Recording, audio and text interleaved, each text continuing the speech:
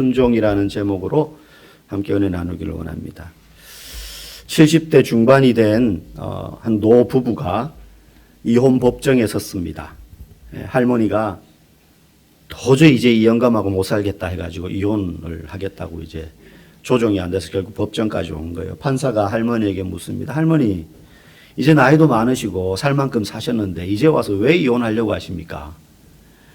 그랬더니 할머니가 쌓아두었던, 마음속에 쌓였던, 거기 믹서기에서 드럼 버튼을 꺼주세요.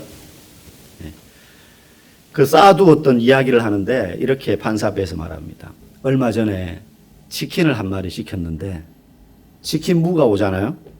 할아버지하고 둘이 먹으려고. 그래서 치킨 무가 오는데 할아버지가 이 치킨 무 국물 좀 버리고 오게 한 거예요. 이제 물이 있으니까. 그래서 할머니가 이렇게 가서 버리고 왔는데 그 사이에 할아버지가 닭다리 2개를 홀라당 다 까먹은 거예요. 할머니가 요즘 말로 빡이 돌아서 빡쳤다 그러더라고요.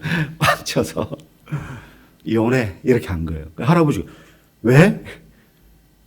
닭다리 2개를 그새 다 먹었냐고. 이거 하나 더 시키면 되지. 뭘 닭다리 2개 가지고 이혼하자 그러냐고. 나 뭐 이렇게 못 산다고 이혼해. 그렇게 해서 법정까지 온 거예요. 그래가지고 판사도 좀 어이가 없잖아요. 할머니, 그래도 그것 때문에 이혼한다는 건 너무한 것 아닙니까? 할아버지 뭐 힘을 얻어가지고, 이 할망구가 노망이 들어가지고 말이지. 닭다리 2개 가지고 내가 10마리 사줄게, 10마리 그러면서 막 하니까 할머니가 눈물을 그릉 흘리면서 내가 닭다리 2개 때문에 지금 이혼하자는 건 줄 알아? 지난 40년 동안 당신은 나를 그렇게 대했어. 모든 게 자기가 먼저지 아내를 한 번도 생각해 본 적이 없는 거예요. 그러니까 그걸 싸우다가 닭다리 2마리로 그날 터진 거예요. 이거 하나도 배려를 못하는 인간이 40년 넘게 그렇게 살았는데 내가 남은 인생 얼마 안 남았지만 이렇게 못 살겠다. 내가 나를 좀 존중받고 싶다. 그 마음인 거죠. 사람들은요 이렇게 다 자기중심적이에요. 그 할아버지 탓할 게 아니에요. 아마 이 이야기 들으면서 찌릿찌릿한 분이 혹시 계실지 모르겠어요. 내 입에 먼저 들어가는 거 생각하고 내 주머니에 먼저 들어오는 거 생각하지 옆에 있는 사람, 가까운 데 있는 사람 잘 생각 못할 때가 있습니다. 특히 남자분들 밖에서 일하고 들어오면 눈에 뵈는 게 없어요. 배고파가지고. 밥솥 열었는데 밥솥에 밥이 없어요. 막 화가 나죠. 우리는 다 자기중심적이에요. 다 자기중심적이에요. 그런데 예수를 믿게 되면 일어나는 가장 큰 변화가 뭐냐? 사람이 좀 착해지고 온유해지고 뭐 이런 성품의 변화도 있죠.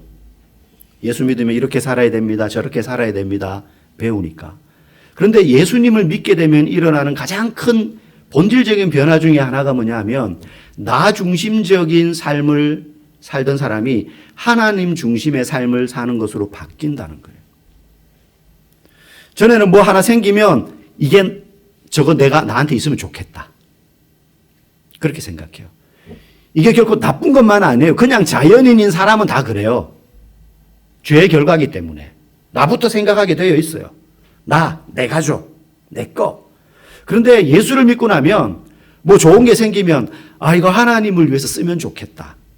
이게 예수 믿은 다음에 일어나는 가장 큰 변화예요. 삶의 중심이 바뀐다는 거예요. 예전에는 온 우주가 나 중심으로 돌았는데 이제는 내 삶이 하나님 중심으로 돌게 되는 거죠. 생각도 그렇게 바뀌고 그리고 행동도 그렇게 바뀌는 거예요. 그게 예수 믿은 다음에 일어나는 가장 큰 변화인데 이제 우리가 사도행전 초반부를 지금 읽고 있어요. 초대교회라고 말하는 시대입니다. 이제 아직 교회는 이 땅에 예루살렘 지역에 모여있는 그 성도들, 그 건물로서의 교회는 아직 없어요. 우리가 예루살렘 교회라고 말을 하지만 그것은 예루살렘 성전을 말하는 게 아니라 그 성도들을 이야기해요. 굳이 건물로 따지자면 마가의 다락방이 예루살렘 교회가 될 수 있겠죠. 이제 성도들이 막 폭발적으로 늘어나기 시작합니다. 왜요? 사도들이 막 표적과 기적을 행했거든요. 우리가 앞에서 배웠지만. 그리고 또 하나 나타나는 표적이 무엇이었어요? 성도들도 표적을 행해요.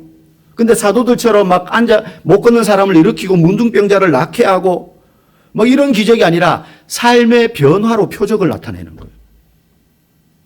표적이 뭐라고 했습니까? 기적인데 그냥 단순히 신기한 일이 아니라 그 일을 통해서 하나님을 드러내고자 하는 어떤 상징적인 일.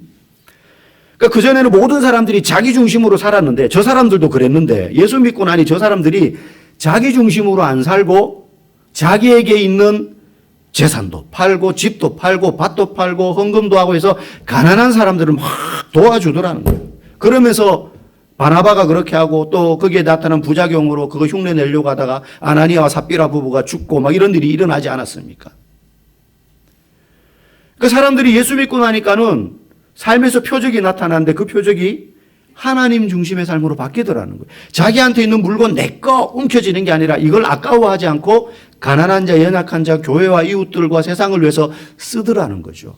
그걸 바깥에 있는 사람들이 보고 구별될 정도로 놀라는 거예요. 저 사람들 이상하다. 어떻게 저렇게 살지? 왜 자기 걸 자기 거라고 하지 않고 아까워하지 않고 남을 위해서 저걸 쓰지? 그런데 그 쓰는 걸 보니까 막 부자들만 뭐 하는 게 아니라 가난한 자, 연약한 자도. 2개 있으면 하나 있는 자에게 떼선 반 개 나눠주고 하나 있으면 하나도 없는 사람에게 또 나눠서 주고 그런 일들이 막 일어나더라는 거죠. 그런데 문제가 생겼습니다. 그게 이제 오늘 본문의 이야기인데요.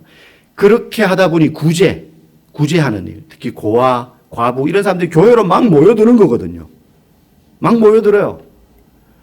예전에 이제 저도 이제 부교역자로 큰 교회에서 사역할 때 보면 교회가 크면 요즘은 그런 분들이 많지 않은 것 같은데 이제 IMF 터지고 막 그런 시기였으니까 교회에 구걸하러 오는 분들이 많이 계셨어요. 그래가지고 그 성도들이 사랑의 쌀, 그래가지고 쌀통에 쌀을 매주 올 때마다 조금씩 부어놓으면 쌀로 주기도 하고 어떤 교회는 이제 1,000원씩 줘요. 제가 있던 교회도 어떤 교회는 1,000원씩 주는 교회가 있었고 어떤 교회는 쌀을 주는 교회도 있었어요. 쌀을 주면 그 쌀을 가지고 술로 바꿔 먹습니다. 돈을 주면 그 돈을 또 술로 바꿔 먹어요. 대부분 그런 분들이 많아요. 근데 이게 한정 없어요. 밑 빠진 독에 물 붓긴 거예요. 아주 교회마다 그게 고민이었어요. 근데 이제 예루살렘 교회도 그런 문제가 생기는 거예요. 구제를 하는데 구제에 관련된 업무가 너무 많아지는 거예요. 그런데 그 업무가 단순히 많아진 게 문제가 아니라 어떤 문제가 생기느냐. 복음이 전해지면서 유대 지역, 그러니까 본토, 유대 본토, 토박이들, 이스라엘에서 태어나서 살았던 토박이들, 원주민들, 그 사람들이 예루살렘 교회 다수를 이루고 또 외국에 살던 유대인들, 어떠냐, 우리로 말하면 교포죠. 그 사람들이 6월절 날, 6월절 지키러 예루살렘에 왔다가 오순절 성령 강림을 경험하고 간접적으로 체험하고 예수를 믿게 되면서 교인이 된 사람들, 그런 사람들을 헬라파 유대인들이라 그래요. 태어나고 아니면은 산 기간이 더 많은 곳은 유대 지역 아닌 외국인데 혈통은 유대인이거든요. 교포니까. 그런 사람들은 좀 소수였어요. 그러니까 본토 유대인들이 아무래도 다수였겠죠. 이 사람들이 좀 섞여 있었는데 그러다 보니 도와야 될 대상인 과부들도 본토 유대인 과부들이 있었고 헬라파 유대인 과부들이 있었던 거예요. 그런데 문제가 뭐냐? 구제하는데 헬라파 유대인 과부들이 구제 명단에서 자꾸 빠지는 거예요. 그러니까 이게 문제가 생기는 겁니다. 그냥 빠지면 괜찮은데 그전에도 좀 문제가 있었어요. 무슨 문제냐면 이들이 섞여 있는데 쓰는 언어가 달라요. 본토 유대인들은 아람어라는 언어를 주로 쓰고 헬라어를 조금 썼어요.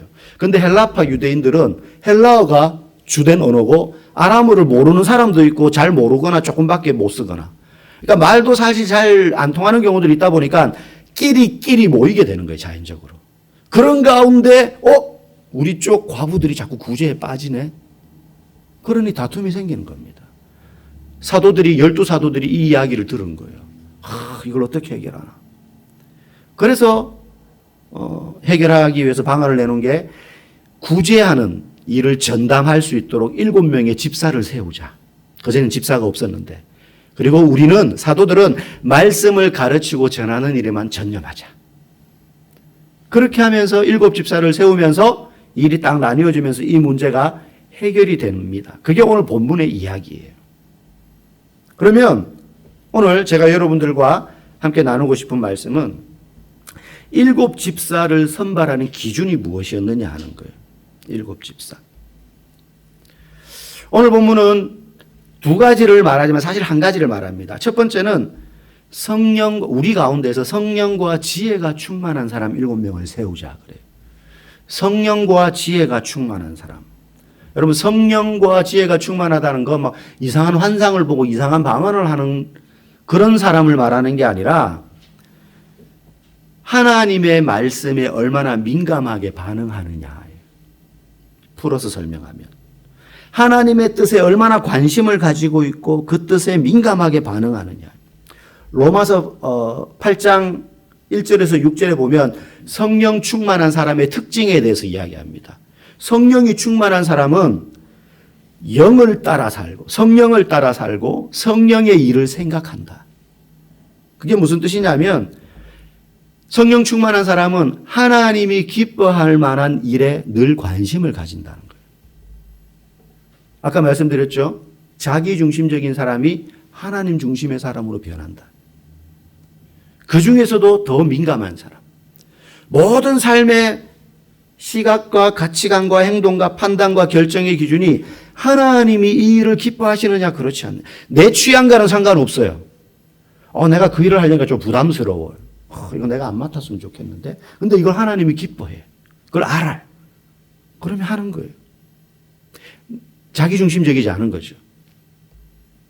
세상 일은 어떻습니까? 실력과 능력에 따라 줄을 세워가지고 등급을 나누고 거기에 기준 미달인 사람은 퇴출시킵니다. 중간에라도 잘라냅니다. 능력이 떨어지면. 제가 이전에 있던 교회에서 청년부를 담당했는데 거기에 남양에 있는 현대자동차 연구소에 있는 청년들이 많았어요. 그러니까 걔들이 학력이 전부 빵빵해요. 뭐 한동대, 서울대, 연고대, 카이스트, 성대, 금속재료공학과 막 이런 데 나온 애들이에요. 그리고 막 20대 후반인데 벌써 석사, 막 박사 코스 들어가 있고 막 이런 애들이었어요. 걔들이랑 이제 거기 들어가서 성경 공부하고 한 달에 한 번씩 신우회 예배를 인도하고 하는데 그냥 볼 때는 너무 부러운 삶이죠. 연봉 막 1억씩 받으면서 책상에 앉아가지고 연구하니까. 근데 걔들은 항상 불안해. 그 친구들이 그런 연봉 받으면서 늘 퇴근하고 나면 학원 가서 공부해. 무슨 공부? 공인중개사 이렇게 공부해. 언제 잘릴지 모르는 불안함이 있는 거예요. 생산 라인에 있는 분들은 정년이 보장되는데 노조가 딱 받쳐주니까 대리 이상 되면 노조에서 노조 가입을 못 해요. 그러니까 얘들은 승진하는 게 무서워요. 그냥 평직원으로 연구원으로 계속 있으면 노조의 보호를 받는데 승진을 하잖아요. 대리 딱 되면 대리단 애들이 제일 무서워요. 언제 잘릴지 모른다. 나가라 그러면 그냥 나가야 되거든요. 왜? 나이는 점점 들어가서 호봉은 올라가는데 회사 입장에서는 팔팔하게 젊은 애들 머리 막 팽팽 돌아가는 애들이 올라와가지고 실적을 더 잘 쌓아. 근데 얘보다 월급을 적게 줘도 돼요. 그럼 얘를 들고 있을 필요가 없는 거예요. 잘라버리는 거예요. 세상은 그렇다는 거죠. 그런데 하나님의 일은 어떠냐? 실력과 외적인 조건보다 그 사람이 하나님 중심으로 생각하며 살고 있는가? 그게 쓰시는 기준이더라는 거예요. 그 기준으로 7 집사를 세운 겁니다. 하나님 나라의 일, 교회 일은 잘나고 똑똑한 사람만 쓰지 않습니다. 하는 게 아닙니다. 성경을 보십시오. 아브라함, 아버지가 우상 조각을 만들어 파는 사람이었습니다. 다윗, 양치는 목동이었습니다. 12제자 다 어부요. 그리고 세금 징수원이요. 출신은 저 총구석 갈릴리, 꽃길리보다 더 총구석인 갈릴리. 그런 총구석 이름도 갈릴리에서 왔다 그러면 전부 아이고 그래서 예수님 나사렛 출신이라 그러니까는 사람들이 뭐라 그럽니까? 나사렛에서 무슨 선한 게 날 수 있냐? 나사렛에서 그런 인물이 날 수가 없다. 거기는 개천에서 용은 나도 나사렛은 그런 인물이 날 수 없다. 그렇게 여기던 곳이었어요. 수가성 우물가의 여인, 사마리아 여인이라고 우리가 알고 있는 그 여인은 남편이 5명이 있는 과거가 어두운 여자였어요. 마음에 상처가 있고. D.L. 무디라고 미국이 낳은 세계적인 부흥사가 있습니다. 나중에 무디에 관한 전기책을 한번 읽어보십시오. 무디는 초등학교도 못 나온 구두수선공이었어요. 근데 그가 구두수선하면서요, 구두 가죽으로 세계 지도 모양으로 오려가지고 자기가 일하는 곳 조그만 반평밖에 안 되는 그 구두수선 그 캐비넷 안에 벽에다가 붙여놓고 기도하는 거예요. 내가 세계를 다니며 주의 복음을 전하게 해주십시오. 그래서 나중에 전 세계를 다니며 복음을 전하는 부흥사가 돼요. 그 사람은 초등학교도 못 나왔어요. 공통점이 뭐냐? 실력이나 조건보다 예수를 믿고 난 다음에 하나님 중심의 삶으로 변화된 사람들이다. 이 중에 초등학교도 나는 못 나왔다. 최하 초등학교는 나왔잖아요. 이 중에 갈릴리보다 더 촌구석 출신이 있습니까? 물론 촌 사람들 있겠죠. 예. 사실 제가 제일 촌 사람 같이 말하고 행동하지만 저는 시티맨이면 저는 대구 광역시 출신입니다. 예. 거기서 태어나고 자라고 학교 생활 다 했습니다. 수가성 우물가의 여인처럼 남편 5명 둔 분 계십니까, 여기? 아무도 없습니다. 우리는 최소 성경에 나오는 이름만 되면 알만한 사람들보다 훨씬 조건이 좋은 사람들이에요. 탁월한 사람들입니다. 여러분, 예수님은 돈 많고 예쁘고 잘생기고 가방 끈 긴 사람들만 쓰는 게 아닙니다. 만약에 그러면 교회도 회사처럼 교회 올 때 아무나 못 들어옵니다. 우리 교회는 시험 쳐서 60점 이상 넘어야 돼요. 그렇게 해서 시험 쳐서 들여보내야 될 거예요. 만약에 실력을 검증해서 사람을 쓸 것 같으면. 근데 그렇지 않아요. 병든 자도 오라. 삶에 지친 자도 오라. 모두가 나와서 하나님 중심의 삶을 사는 사람은 다 사용되는 거예요. 그런 사람들은 자기 실력으로 살지 않습니다. 하나님 중심으로 사니까 하나님의 일을 해야 되는데 하나님의 일은 내가 가진 실력 가지고는 안 되거든. 그러니 하나님의 자원을 받아서 하나님 크기의 일을 감당하게 되는 줄 믿습니다. 하나님은 그런 사람들을 통해서 자기의 일을 이루어 가세요. 그냥 하나님이 자기 능력을 하면 쉬운 일인데 하나님이 그런 사람들을 달래고 얼르고 사용하시려고 만들어서 느려도 그렇게 써가시는 거예요. 여러분, 모세를 쓰기 위해서 80년을 기다렸잖아요, 하나님이. 그러지 말고 그냥 하나님이 직접 구해내면 되는데 그것도 안 가려는 모세를 달래고 얼르고 겁주고 막 협박하고 해가지고 가 제발 그렇게 해서 떠밀어서 보내가지고 출애굽시키거든요. 모세가 계속 5번 거절해요. 시내산에서 호렙산에서 하나님 저는 입술이 둔합니다. 저는 말을 못합니다. 저 가봐야 아무도 못 알아봅니다. 가서 하나님에 대해서 뭐라고 말해야 됩니까? 저는 몰라요. 계속 하나님이 가라 그래. 가라. 그 본문 자세히 읽어보면 하나님이 성질났다는 걸 알 수 있어요. 가 좀 제발 막 이렇게. 물론 그렇게 문장은 안 써 있지만 제가 하나님 같아도 야, 네 형 아론을 내가 붙여준다니까. 너 말 못하는 거 내가 알아. 말 잘하는 네 형 아론 있잖아. 가서 하나님에 대해서 뭐라고 이야기 가 그냥 막 이렇게 하느니 그렇게 말씀하시는 것 같아요. 그런 사람 쓰시는 거예요. 부족해도. 두 번째 7집사를 뽑는 기준이 무엇이었느냐? 칭찬받는 사람이었어요. 성령과 지혜가 충만하고 그 다음 칭찬받는 사람. 평판이 좋다, 증명되었다 이런 뜻이에요. 칭찬받는 사람이라는 건. 그런데 이게 우리는 단순히 인격만 좋은 사람이라고 생각하시면 안 돼요. 그 사람 참 착하지. 그 사람 성격 참 온유하지. 물론 그것도 너무 좋은 겁니다. 그래야 되죠. 그런데 그것보다 우리가 앞에 말씀드린 그래서 3절은 그렇게 되어 있어요. 성령과 지혜가 충만하여 칭찬받는 사람. 이게 한 묶음이에요. 칭찬받는데 이 사람이 성령과 지혜가 충만한 사람이어야 돼요. 하나님 중심으로 살지 않고 하나님 일에 관심이 없는데 사람은 너무 좋아. 그런 사람이 만약에 교회 일꾼이 되고 집사가 되면 자기 힘과 자기 지식과 자기 실력으로 일하려고 합니다. 자기 성품으로 일하려고 해요. 아닙니다. 성령과 지혜가 충만하여 하나님 중심으로 살면서 칭찬받는 사람이어야 돼요. 그래서 저는 사실 많은 고민이 있습니다. 항상 연말이 되면. 교회는 목사가 있고 장로, 권사, 안수 집사가 있습니다. 여기까지를 항존직이라 그래요. 교회 법에서.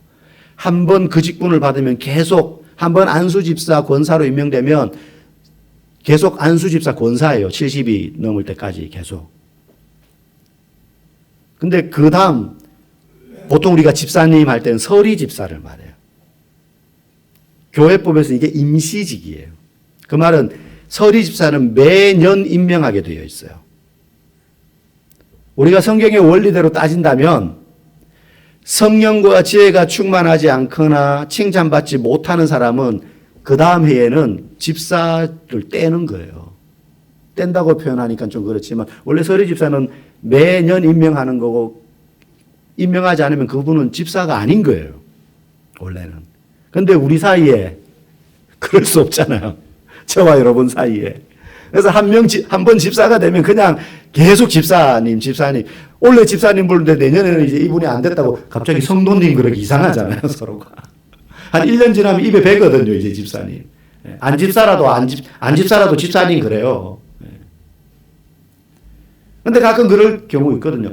저분은 아직 집사 되기에는 좀 뭐 여러 가지 좀 부족함이 있어 보이는데. 근데 집사를 임명했단 말이에요. 내년에 집사를 뗄까? 이거 못해요. 안 돼요. 근데 원래 초대교회는 성령과 지혜가 충만하여 칭찬받는 사람이에요. 그 구제에 빠지는 일 때문에 교회에서 서로 간에 다툼이 생기고 갈라지고 끼리끼리 모이고 분란이 일어날 때 이 문제를 해결하려면 이런 사람 아니면 안 되는 거예요. 굉장히 실제적인 교회의 문제를 해결해야 되었기 때문입니다. 성령과 지혜가 충만하기 때문에 그것으로 인해서 사람들에게 칭찬받는 사람. 하나님 중심으로 저 집사님은 늘 뭐 좋은 게 생기면 이거 어떻게 하나님 위해서 쓸까? 이거 어떻게 우리 교회 성도들 어떻게 하면 이걸 잘 도울 수 있을까? 어떻게 하면 우리 성도들이 행복하게 신앙생활을 할 수 있을까? 하나님 중심으로 생각하는 것 때문에 사람들에게 존중받고 존경받고 또 인정받는 사람. 그런 사람을 7 집사로 세웠습니다. 그렇게 7 집사를 세우고 나서 사도들은 이제 뭐 하느냐? 4절 말씀 보니까 우리 4절 같이 한번 읽어볼까요? 시작. 우리는 오로지 기도하는 일과 말씀 사역에 힘쓰리라 하니. 이제 7 집사에게 구제 사역을 맡겨요. 그리고 사도들은 거기서 손을 떼요. 그럼 사도들은 뭐 하느냐? 말씀 사역, 기도하는 일. 여기서 말씀 사역이라는 말은 말씀에 봉사하다 이 뜻이에요. 말씀에 봉사하다는 말은 말씀을 전하고 그 말씀대로 사는데 힘쓰다라는 뜻이에요. 그리고 오로지 힘쓴다는 말은 꾸준히 계속하겠다. 사도들은 이제 7 집사에게 그 문제를 맡겼으니 우리는 말씀을 전하고 가르치고 내가 그 말씀대로 사는 일에 계속하겠다. 꾸준히 하겠다. 여러분, 복음은 전하는 것이 끝이 아닙니다. 여러분들이 강단에서 말씀을 듣는 게 전부가 아니라 듣고 어떻게 해야 됩니까? 다 그 말씀을 계속 살아내야 되는 거예요. 그게 말씀 사역에 힘쓰는 것이에요. 말씀대로 꾸준히 살아내면 그때 맺히는 열매가 있는데 그게 뭐냐 하면 순종이에요. 순종. 남편이랑 부부가 이제 아내가 싸웠습니다. 둘 다 자존심이 즐기기로는 쇄심줄이에요. 그래서 먼저 말을 걸면 진다고 생각한 거예요. 일주일째 서로 대화를 안 하고 지내고 있었어요. 근데 남편이 내일 너무 중요한 약속이 있어요. 아침 일찍 일어나야 돼요. 그래서 아내 침대 머리맡에 포스트잇에 아내가 자는 머리맡에 써붙인 거예요. 내일 5시, 아침 5시에 꼭 깨워줘. 말하기는 자존심이 상하니까 그걸 붙여놓고 잔 거예요. 잤어요. 남편이 눈을 떴어요. 시계를 보니까 아침 7시예요. 약속에 못 갔어요. 벌떡 일어나가지고 화가 나서는 옆에 그때까지 아내는 자고 있어요. 누워있는 아내를 딱 쳐다봤는데 자기 침대 머리맡에 포스트잇이 한 장 붙어 있는 거예요. 5시야 일어나. 아내도 말하기 싫은 거예요. 깨워주긴 깨워줘야 되는데 그래서 말로 안 깨우고 포스트잇에다가 5시야 일어나 하고 5시에 일어나가지고 남편 머리맡에 붙여놓고 자기는 잔 거예요. 다시. 이 중에 혹시 찔리는 분 계신지 모르겠습니다. 자존심이 그 뭐라고. 그냥 흔들어 깨우면 될 거를. 우리 수준이 요렇다는 거예요. 설교 듣고 은혜 받고도 집에 가서 부부싸움 한판 하면 다 쏟아버리는 거죠. 니 죽고 나 죽자 막 이렇게 되는 거죠. 예수님 위해서 죽을 생각은 없는데 내 자존심 때문에 죽을 생각이 있는 거예요. 그래서 우리는 가정에서도 끊임없이 하나님의 말씀으로 우리 내면을 채우지 않으면 우리는 찰랑찰랑거리는 종지 그릇 같은 신앙을 가지는 거예요. 성령 충만, 하나님 중심으로 살 수 없어요. 그래서 우리 안에는 늘 말씀으로 채워야 돼요. 그렇게 말씀으로 우리의 내면을 채울 때 우리가 서로에게 순종하게 되는 겁니다. 부부 간에도 순종하게 되고 성도 간에도 순종하게 되는 것입니다. 부모 자식 간에도 순종하게 되는 거예요. 자녀도요. 어릴 때 품 안에 있을 때 말 듣고 자녀지 성인이 되면 대꾸도 안 합니다. 지 하고 싶은 대로 지 생각 다 있다 이거예요. 말 안 들어요. 말씀으로 채워야 돼요. 말씀으로. 때릴 때도 말씀의 회초리로 때려야 돼. 너 그 하나님이 기뻐하실 것 같아? 그러면 말씀으로 훈련받은 자녀는요. 부모는 안 무서워도요. 하나님 말씀 들이대면서 이야기하면 왠지 무서워. 하나님이 벌 내릴 것 같았어. 부모도 그걸 이용하면 안 되겠지만 말씀으로 우리의 내면을 채울 때 우리가 순종하게 된다는 거예요. 문제가 생겼을 때 예루살렘 교회는 일 잘하는 사람을 세운 게 아니라 성령 충만하고 사람들에게 칭찬받는 사람을 일꾼으로 세워서 문제를 해결했습니다. 여기에 초점을 맞추기 시작하자 마지막 7절 말씀처럼 점점 하나님의 말씀이 왕성하여졌고 제자의 수가 더해지며 허다한 제사장의 무리도 다 그 도에 순복했다. 교회를 건강하게 세우는 성도는 어떤 사람이냐? 하나님 중심으로 살며 칭찬받는 사람이에요. 우리가 하나님 중심으로 살지 않으면서 사람들에게만 칭찬받으려고 하다가 보면 상처가 오는 거예요. 나는 이렇게 했었는데 왜 사람들이 나를 인정 안 해주지? 아니, 하나님 중심으로 살려고 먼저 애쓰십시오. 저와 여러분들이 판단하고 불평하기보다 들은 말씀을 그 삶의 자리에서 치열하게 살아내고 그 모습을 통해서 우리 교회가 하나 되기를 원합니다. 결국 교회는 일 잘하는 사람보다 말씀대로 살아내며 말씀 앞에 순종하는 사람이 있을 때 교회는 건강하고 아름다워지는 것입니다. 예루살렘 교회는 그렇게 해서 한 고비를 넘어가는 거예요. 또 다른 문제가 찾아오면 또 그렇게 넘어가는 거예요.